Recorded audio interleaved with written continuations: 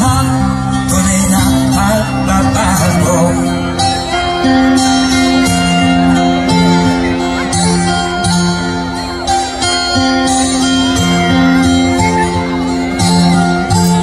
Masdan mo ang paligid,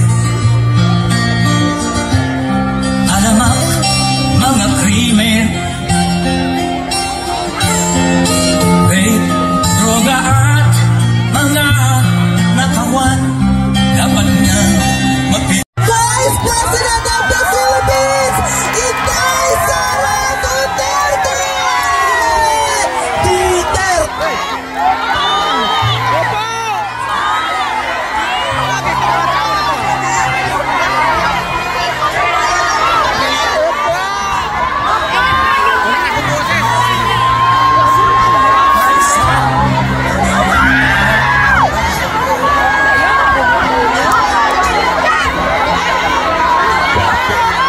Duterte! Duterte! Duterte! Duterte! Duterte!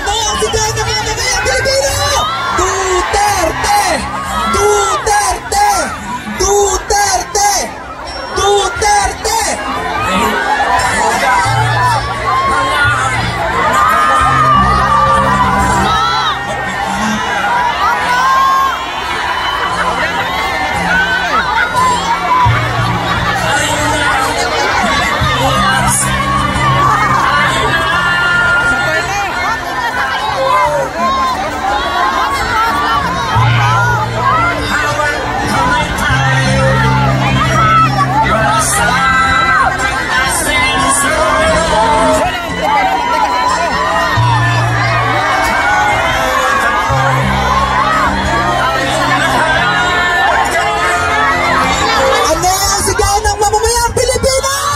Duterte! Duterte!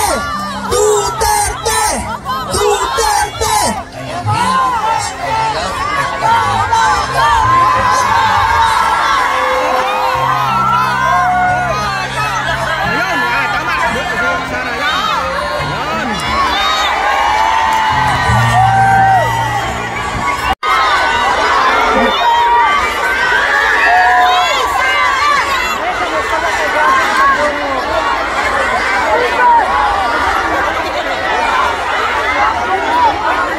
Magandang hapon sa inyong lahat.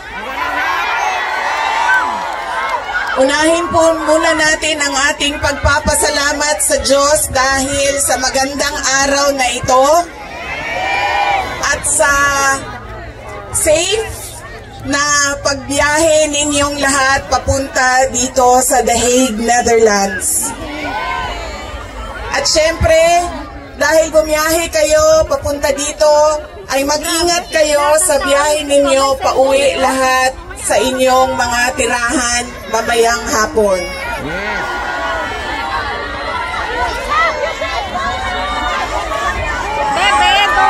Susunod po ang pagpapasalamat ko ng rally para kay Pangulong Rodrigo Duterte. Maraming salamat po sa Dutch Police and of course sa local government ng The Hague at sa Foreign Ministry ng the Netherlands. Maraming salamat sa kanila.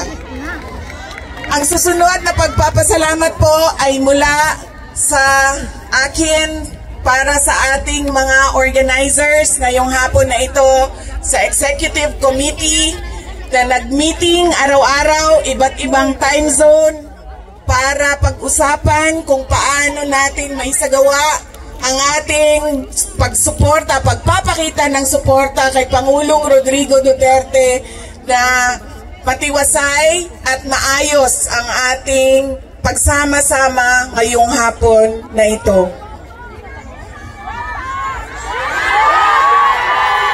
Duterte! Duterte! Duterte! Duterte! Duterte!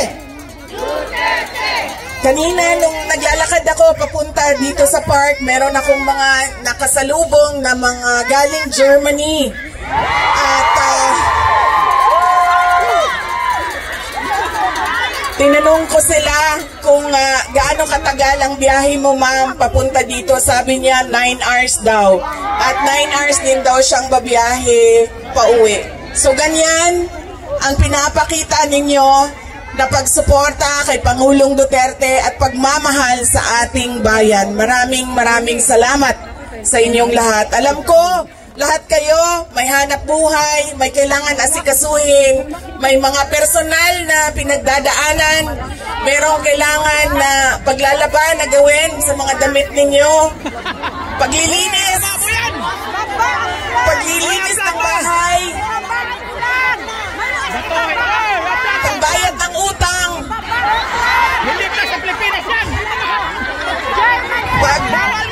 ano pa ba, pagtawag sa inyong mga mahal sa buhay doon sa Pilipinas, ay nandito kayo. Nung ako ay lumalaki, lagi niya sinasabi sa akin, hindi ka tao sa paningin ko kung hindi ka doktor o abogado.